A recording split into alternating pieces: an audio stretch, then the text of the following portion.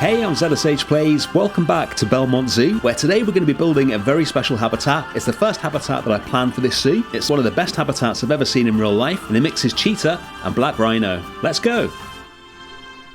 Today's habitat is based on a habitat called the Kiwara Kopje at Zoo Leipzig, and it really does mix cheetah and black rhino. It is absolutely amazing, one of my favourite habitats that I've ever been to. They've got patas monkeys in there as well in the real habitat, although they're not technically mixed, they're sort of separated by some mesh. But we don't have patas monkeys anyway, so we're just going to go with the cheetah and black rhino. Both animals inhabit the same space, it's a really big habitat, and it's just been cleverly designed so that the cheetahs tend to spend more time in certain areas, and the rhinos tend to spend more time in different areas, and you can see them both at the same time. Sometimes their paths cross. You can pretty much always see at least one cheetah and at least one rhino. If you've seen my tour of Zoo Leipzig, then you'll have seen this already. We're going to get as close as possible to it in Planet Zoo today. The first thing we need to do is get some height into our habitat, which is where the little transport trick comes in. So this is going to be the guest path that enables them to see into the habitat. And in the habitat itself, there's going to be several hills for the cheetahs. Cheetahs love to be up high so they can look out over the surroundings, and the hills will enable them to do that. Rhinos, on the other hand, weighing on average about 1.5 tons, are not big fans of hills. So it's a great way of making sure the animals don't spend too much time under each other's feet, because rhinos can get aggressive, and it also makes for a really interesting view for the guests. The guest path we're building here comes out just behind the meerkats and the baboons, and it's going to take people down to this habitat and then onto the giant savanna that we'll be building in a future episode. This is the first half of the path in here. And then at the beginning of the path, we're going to connect it to this little building for the meerkats here, so that the staff can get between them. And then we're going to start working on a viewing gallery for the guests. So this bit of terrain here is going to be both one of the hills for the cheetahs and the first viewing gallery for the guests. And this is taken directly from the real habitat at Zoo Leipzig. While I was there, the two cheetahs were literally sat about an inch away from the glass that we're going to put in here. And you could see a rhino just strolling along the path at the bottom. It was so cool. We want to replicate that view as much as possible in this habitat. We want the hill itself to be nice and natural looking, so we're going to smooth off the sides here and get it to join up with the lower level. And then we'll build a gate, so there's going to be a gate between two parts of the habitat. It'll permanently be open, so the animals will always have access between the two of them in the game, of course. This just replicates one of the things that I saw in real life. The first part of the habitat that we're building is more sort of wooded, with paths between the trees for the animals, and then the second part of the habitat is a lot more open. Both of these animals IRL tend to live in grasslands which are quite open. I imagine the trees and the ground cover and things like that provide visual barriers for the animals and keep them happier. I think in real life the habitat's been there for quite a few years now, maybe 15 years, something like that. So it seems to be working well. It's such an interesting mix. It's not one I've ever seen in a zoo before, and that's one of the things I really liked about it. These planks are like the outside of the gate, and then we've got a piece of metal for the inside, because a bit of wood is not going to stop a rhino. And then we're going to use the transport trick again to get this path smoothly down to join on with the main path that will also lead into the savannah. We want more than one path for the guests to choose from as they go through the African area. And then we're going to put the piece of glass in, so we get a nice long bit of glass, and then use Z to bend that into place. And then all the rest of the barriers in this habitat are going to be the log barriers to prevent people from trying to see through walls and things like that, but they'll all be sunk down so that you can't see them, and they'll all be covered up by rockwork. This is the rockwork that we're going to be using. It's the same piece of rockwork that we've used throughout this African area, because I want it to all look continuous, but we will be making a few adjustments to it later on, of course. And we're just going to run this around the sides of the habitat, and also use it to break it up a little bit, a few little rocky outcrops here and there. We'll just make sure that when it joins onto itself, it's always slightly longer or shorter depending on where you move it to, and rotated in different directions so we don't end up with any perfectly straight walls anywhere. So just spin it left a bit, right a bit, every time that we place it down. Just keeps it looking nice and natural. And we're going to run this along these walls here. All these square walls you can see are just a size guide, they'll be deleted in a second. And then we're going to curve these walls around here, so that the back of the habitat has got a nice curve on it, and again, just to avoid any straight lines. You can see sometimes when I put it in so it's overlapping quite a lot with the previous piece, sometimes so it's not overlapping quite a lot, just so that we get a slightly different look, and it doesn't just look like one piece of rockwork that's been used loads of times. It's a great time-saving technique for building stuff like this, especially when you've got a really big habitat. So we'll keep moving this along until we join up pretty much to the viewing gallery we had at the beginning. And then we're going to adjust the heights of these as well, just to make sure we've always got sufficient height to stop the cheetahs from jumping out. And we'll copy it across to the far side of the habitat in a second as well. And then I'm just going to randomly move these up or down slightly as we go around, again, just to get away from the copy and pasted look. And while I finish off the barriers, I'll just tell you about plans for the channel over the next couple of weeks. It is bad news for you guys, but good news for me, because I am going on holiday. I'm off to Cambodia for a couple of weeks. I am very excited. So the channel schedule will be a little bit different for the next few weeks. I'm aiming to have videos for the next 2 Saturdays while I'm away, an episode of Lake Liberty, and a special Planet Zoo video, which I've been planning for a couple of weeks now, which will be out the following Saturday. There may be one Saturday without a video after that, because getting more than 2 videos ahead is going to be very difficult indeed, but I'll see what I can do. Back to the build. This is the path that the staff will be able to go down to get to the habitats, and then I put all the log walls in and we lower those down so they can't be seen. And then we're going to start working on a second hill for the cheetahs. So I've got this little rocky outcrop here, and we're going to bring the terrain up around that. So it's like nicely sloped grass on some sides and then the rocks on the other side, just to make it look a bit more interesting. And we'll smooth all this down, make sure that the cheetah can get up here. There's nothing to stop the rhinos getting up here. They just will tend to avoid it IRL. Not sure what they're going to do in game. We'll see. And then we're going to roughen all the terrain and then smooth it again so we get some nice terrain changes, make it look more interesting. And then with these walls here, this final rock in each section is quite distinctive. So what I'm going to do is just rotate that one rock in each one. And that is going to further make it look like one massive rock wall rather than sections that have been joined together. I love how these rock walls are looking. We're just going to adjust a couple more of these, and then we're going to move on to some terrain painting. So put that one in there, and let's take a quick look at it. Yeah, that's looking a lot better. Onto the terrain painting. So what we're going to do is have some areas of sand, mostly grass, and then what I also want to do is paint in little trails for the animals around the habitat. And then we're going to do something with the planting to tie it all together.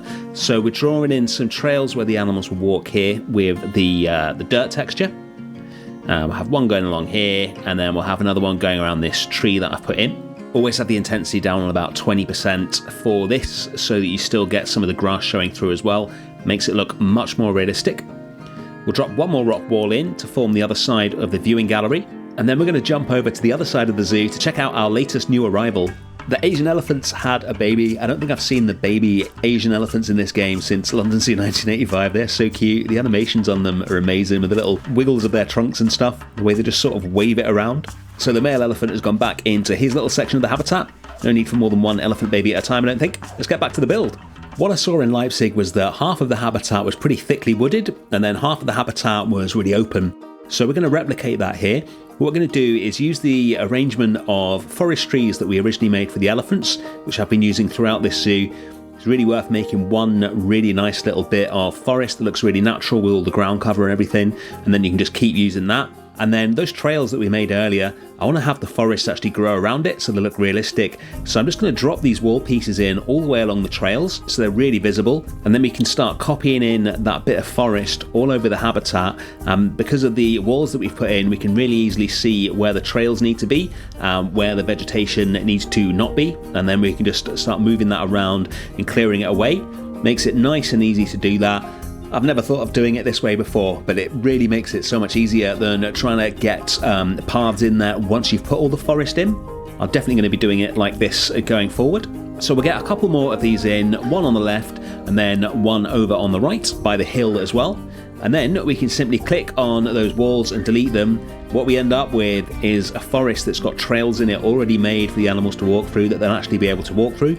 We need to go in and do a little bit of adjusting, of course. It's not going to be perfect, but all we need to do is just drop down a bush here, move a tree there, and we've got the whole habitat filled in and looking really good. And when we get the camera in there at the end of the video, you'll see what it looks like. I'm really happy with it. Now we're going to sort out the fences. So the guests are going to be able to see into the habitat all the way along this path, but there's going to be sort of limited viewing for most of it, and then we're going to carve out another little area where they can see into this bit, and then there'll be a main viewing area for the next part of it as well. So we'll just run this fence all the way along here. I mentioned back in episode 1 I wanted to get a library of pieces to use throughout this zoo rather than having to build a new fence for every habitat. So this is the wooden fence from the elephant habitat, and then we'll go in and just make some final adjustments to that gate that we built earlier, and open it, of course, so that the animals can get from one side to the other. And once we've got that lined up, we can just drop that in there, and that's the gate dealt with. And then we can move on to some detailing in the habitat. So I get some nice rock piles and logs and things like that scattered around the habitat, and then I want to concentrate on making sure that the animals spend their time where we want them to spend their time. So up on this first viewing gallery, we're going to place down a path to make sure the terrain doesn't move, and then put down a blood scent marker, which is going to encourage the cheetahs to come up here. This is exactly where we want them. And we'll cover that up with some grass, because I'm not a big fan of the piece itself. There we go. And then we'll put some more enrichment and stuff in the more open part of the habitat for the rhinos to encourage them to spend more time here. So this suspended feeder, and of course our old friend the mud bath, and as always we'll lift the terrain up around it to make it look more natural, and then do some terrain painting, get some wet mud around it, and then dry mud around that. We'll draw another little path in to join it up with one of the trails that's already in there, and then we'll drop some more rocks in and arrange them so it makes it look like they are sort of holding that area of mud in place. Need to make sure there's enough room for a rhino in here, so we'll move the rocks a bit further out, make sure they can definitely get in here. Tiny bit more painting, and that's the enrichment done. Habitat's starting to look really good now. I've just got a couple more things that we need to do. Starting with the glass in the viewing gallery, need to make that so it's not just magically appearing out of the ground. So we're going to use some rock work along the bottom of it here.